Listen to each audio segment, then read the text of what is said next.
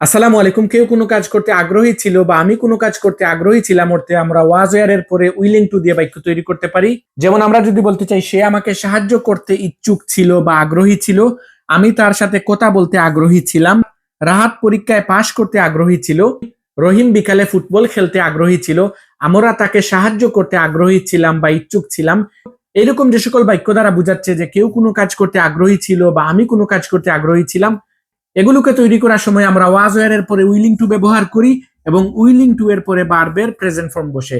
তাহলে আমি যদি এই বাক্যগুলো ট্রান্সলেশন করি, সে আমাকে সাহায্য করতে ইচ্ছুক ছিল, he was willing to help me. আমি তার সাথে কথা বলতে আগ্রহী ছিলাম, I was willing to talk to him.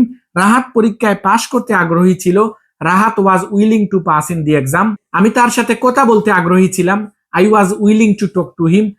আমি এই গাড়িটি কিনতে আগ্রহী ছিলাম, I was willing to buy this very car. আমি তার সাথে ঝগড়া করতে আগ্রহী ছিলাম না, I was not willing to quarrel with him. এবং আমরা যদি বলতে চাই কেউ কোনো কিছু করতে আগ্রহী ছিল না, তাহলে আমরা ওয়াজ এর পরে একটি নোট নিয়ে আসব।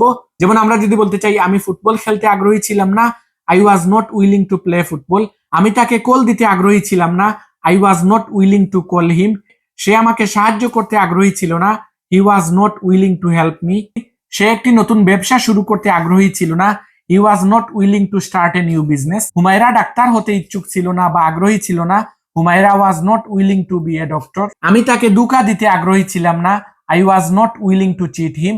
তো আজকের ভিডিওতে আমরা শিখলাম কেউ কোনো কিছু করতে আগ্রহী ছিল অর্থে আমরা ওয়াজ ওয়্যার এর পরে উইলিং টু ব্যবহার করতে পারি, এবং কেউ কোনো কিছু করতে আগ্রহী ছিল না অর্থে আমরা ওয়াজ ওয়্যার এর পরে একটি নোট বসাই। তো আমি স্ক্রিনে কয়েকটি বাক্য দিয়ে যাচ্ছি, আপনারা সেগুলো ট্রান্সলেশন করে কমেন্ট সেকশনে দিয়ে যান। Thanks for watching, see you in the next video.